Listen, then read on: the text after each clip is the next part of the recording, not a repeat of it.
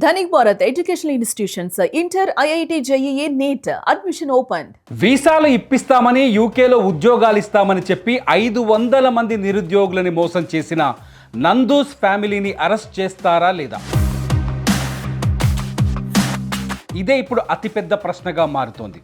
ఎందుకంటే నందు అలియాస్ రమానందన, ఆమె భర్త మధుకర్ జాగర్లమూడి, అట్లాగే మధుకర్ జాగర్లమూడి తండ్రి మోహన్ రావు పైన విజయవాడ ఇబ్రహీంపట్నం పోలీస్ స్టేషన్లో కేసు నమోదైంది. ఆ కేసులో విచారణ మొదలైంది. ఆ విచారణలో నిన్న పురోగతి కూడా కనిపించింది. ఎవరైతే మధుకర్ జాగర్లమూడి తండ్రి, గతంలో ఆయన ప్రభుత్వ ఉద్యోగిగా పనిచేశారు, మోహన్ రావుని పిలిచి పోలీసులు విచారించారు. ప్రస్తుతానికి నందు అట్లాగే మధుకర్ జాగర్లమూడి పరారీలో ఉన్నట్టుగా చెబుతున్నారు పోలీసులు. వాళ్ళు యూకేలో ఉన్నారు. చాలా స్పష్టంగా యూకేలో వీళ్ళు మోసం చేసిన వ్యక్తులని భయపెడుతున్నారు, బెదిరిస్తున్నారు. ఈ విషయాలన్నింటినీ దృష్టిలో ఉంచుకొని ఇబ్రహీంపట్నం పోలీసులు లుకౌట్ నోటీసులు కూడా ఇప్పటికే జారీ చేశారు. ఒకవేళ రమానందన కానీ ఆమె భర్త మధుకర్ జాగర్లమూడి కానీ ఇండియాలో ఏ ఎయిర్పోర్ట్లో అడుగు పెట్టినా వాళ్ళని వెంటనే అరెస్ట్ చేస్తారు. 500 మందిని మోసం చేశారు యూకేలో. వాళ్ళు చాలా స్పష్టంగా అక్కడున్న ఎవరైతే ఈ స్కామ్కి సంబంధించిన వివరాలు బయటకు వస్తున్నాయో రావడంతో అక్కడున్న వీళ్ళ చేతుల్లో మోసపోయిన బాధితులంతా ఒక్కటయ్యారు. వాట్సాప్ గ్రూపులు పెట్టుకున్నారు. వీళ్ళు ఎవరెవరి దగ్గర ఎంతో వసూలు చేశారు, ఎవరెవరికి ఎక్కడ చెల్లించారు, ఏ జ్యువెలరీ షాప్లో డబ్బులు చెల్లించారు, ఏ ఫంక్షన్ హాల్ బిల్లు కట్టారు, ఏ బట్టల షాపులో బిల్లులు కట్టారు, ఈ వివరాలన్నింటినీ వాళ్ళు బిల్స్తో సహా ఆ గ్రూపులో షేర్ చేస్తున్నారు. ఆ సాక్ష్యాధారాలను కూడా గతంలో మీరు స్క్రీన్ పైన చూశారు, నేను చూపించాను. అయినప్పటికీ కూడా, ఇంత జరుగుతున్నప్పటికీ కూడా మధుకర్ జాగర్లమూడి ఏమైనా సైలెంట్గా ఉన్నాడంటే లేదు. యూకేలో అక్కడ మళ్ళీ తెలుగు వాళ్ళ వాట్సాప్ గ్రూప్స్ కావచ్చు, ఫేస్బుక్ గ్రూప్స్ కావచ్చు, లేకపోతే ట్విట్టర్ గ్రూప్స్ కావచ్చు, ఇందులో వాళ్ళ company destiny recruitment and staffing company ఉంది కదా, కంపెనీకి సంబంధించిన ప్రొఫైల్ని షేర్ చేస్తూనే ఉన్నాడు. ఉద్యోగాలు ఉన్నాయని చెప్తున్నాడు, సిఓఎస్లు ఇస్తామని చెప్తున్నాడు, వీసాలు ఇస్తామని చెప్పి ప్రచారం చేస్తూనే ఉన్నారు మధుకర్ జాగర్లమూడి. మధుకర్ జాగర్లమూడి ఇంకా అంటే ఆ మోసాన్ని కంటిన్యూ చేస్తూనే ఉన్నాడు. దీంతో పాటు కొత్తగా కొన్ని విషయాలు తెరపైకి వచ్చాయి. మధుకర్ జాగర్లమూడి చాలా స్పష్టంగా ఎవరైతే బాధితులమని తెరపైకి వచ్చారో, ఎవరైతే బాధితులమని మీడియా ముందుకు వచ్చి మాట్లాడారో వాళ్ళకి నోటీసులు పంపిస్తున్నాడు. ఏమని? మీరు నాకు డబ్బులు ఎలా ఇచ్చారు, ఏ విధంగా ఇచ్చారు, మీరు ఆ వివరాలు నాకు తెలియజేయండి అని నోటీసులో ముందు అమాయకంగా ఈయన ఏదో న్యాయం చేస్తానని అంగిలో రాసి మధ్యలో మీ ఇంటి చిరునామాను నాకు పంపించండి, చూడండి, మీ ఇంటి చిరునామాను నాకు పంపించండి, ఆ చిరునామాకి మా సోలిసిటర్ వచ్చి మీతో విచారించి ఈ కేసుకు సంబంధించిన దర్యాప్తుని మొదలు పెడతారు.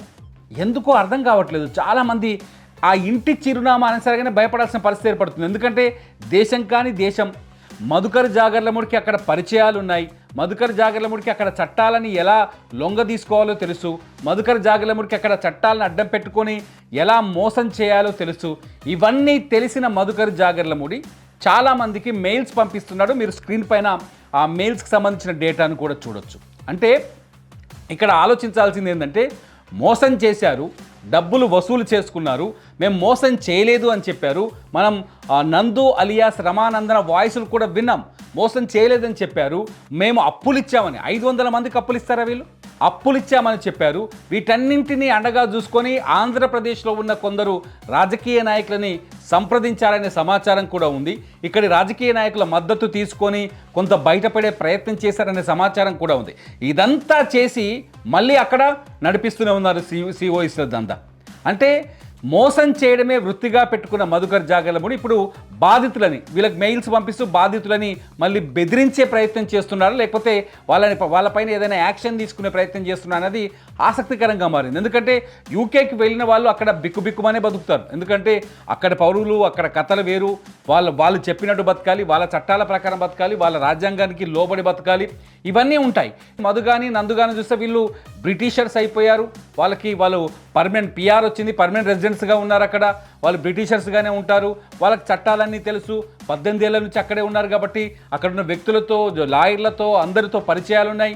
ఆ పరిచయాలను వాడుకొని వీళ్ళపైన ఏమైనా చేస్తే, వీళ్ళ ఉద్యోగాలకి ఎసరు పెడితే, వీళ్ళ లైఫ్లకి ఎసరు పెడితే, సో ఇటువంటి భయాల్ని క్రియేట్ చేస్తున్నారు మధుకర్ జాగర్లమూడి. అంటే ఇక్కడ ఇండియాలోనేమో వీళ్ళు చేసిన తప్పులు రూఢి అవుతున్నాయి, రుజువులు అవుతున్నాయి, వీళ్ళు మోసం చేసినట్టుగా ఆధారాలు బయటకు వచ్చేసాయి, వీళ్ళు డబ్బులు తీసుకున్నట్టుగా వాళ్ళ బ్యాంక్ అకౌంట్కు ట్రాన్స్ఫర్ అయిన స్క్రీన్ షాట్లు బయటకు వచ్చేసాయి, వీళ్ళు డబ్బులు తీసుకున్న దొంగతనంగా డబ్బులు తీసుకొని అంటే జ్యువెలరీ షాపుల్లో బిల్లులు కట్టించారు, వీళ్ళు వాళ్ళ పిల్లలకు సంబంధించిన ఫంక్షన్ ఏదో చేసి బట్టల షాపుల్లో బిల్లులు కట్టించారు, ఫంక్షన్ హాల్స్ బిల్లులు కట్టించారు, ఫుడ్ డోర్కి బిల్లులు కట్టించారు, ఇలా బిల్లులు కట్టించుకొని రకరకాల రూపాల్లో ఇండియాలో డబ్బులు తీసుకొని మేము బ్రిటిష్ పౌరులము, మమ్మల్ని మీరేం చేయలేరంటూ వాళ్ళ లాయర్ చేత ఒక వీడియో స్టేట్మెంట్ ఇప్పించేశారు.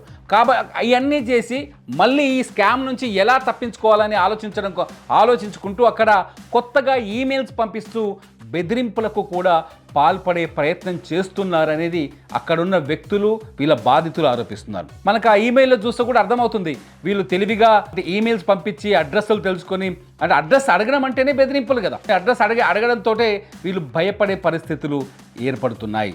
అంటే చూడండి, మన తెలుగు వాళ్ళని మన తెలుగువాడే మోసం చేసి వాళ్ళకి ఎంతో కొంత న్యాయమైనా చేయాలి, లేకపోతే ఇంత జరుగుతుంటే వాళ్ళతో సెటిల్మెంట్ అనే చేసుకోవాలి. కోట్లు కదా, లెక్కలు తీసి 500 మంది ఒక్కొక్కరి దగ్గర 15 నుంచి 20 లక్షలు తీసుకుంటే ఎంత డబ్బులు అయితే 100 కోట్ల పైనే అవుతుంది కదా, ఈజీగా 100 కోట్ల పైనే కదా ఈ స్కామ్, అర్థమవుతుంది కదా సామాన్యులకు కూడా.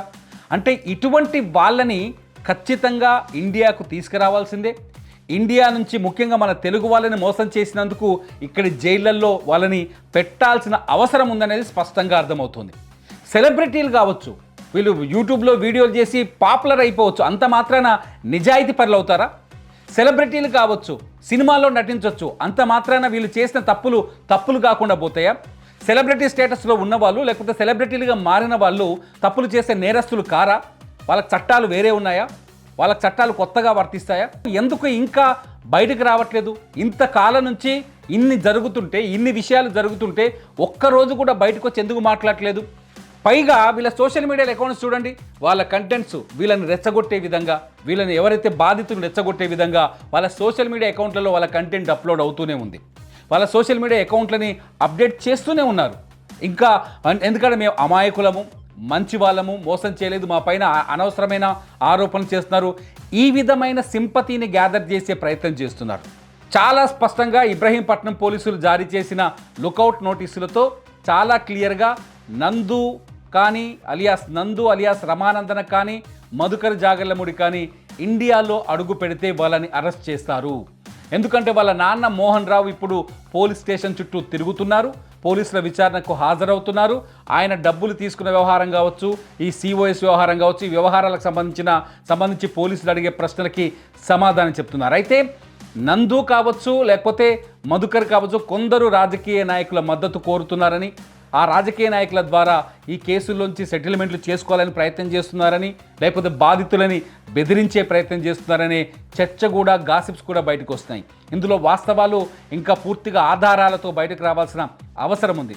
దయచేసి నేను ఒకటే చెప్తున్నాను, ఇక్కడ మనం నందూస్ ఫ్యామిలీ కావచ్చు, మధుకర్ జాగర్లముడి లాంటి వ్యక్తులను కావచ్చు, మీరు ఒకవేళ ఇట్లాంటి వ్యక్తులు సిఓఎస్లు ఇస్తామని, వీసాలు ఇస్తామని ఏవైనా ప్రకటనలు చేస్తే ఖచ్చితంగా ఒక మధుకర్ జాగర్లముడి ఒక్కడే లేదు, చాలామంది యూకేలో ఇటువంటి ఫ్రాడ్స్ ఉన్నాయి, యూకేలో చాలామంది మోసాలు చేస్తున్నారు, చాలామంది ఈ విధంగానే అక్కడ డబ్బులు సంపాదిస్తున్నారు. ముఖ్యంగా మన భారతీయులు కూడా, మనం బోడుప్పల్లో చూసాం, బోడుప్పల్ మేడిపల్లిలో పోలీస్ స్టేషన్లో కూడా ఒక కేసు నమోదైంది. ఒక బాధితుడు 2 భార్యాభర్తల పైన సిఓఎస్ ఇస్తామని మోసం చేశారని 15 లక్షల రూపాయలు తీసుకున్నారని చెప్పేసి ఫిర్యాదు చేశారు. హైదరాబాద్ మేడిపల్లి పోలీస్ స్టేషన్లో కూడా ఒక కొత్త కేసు నమోదైంది.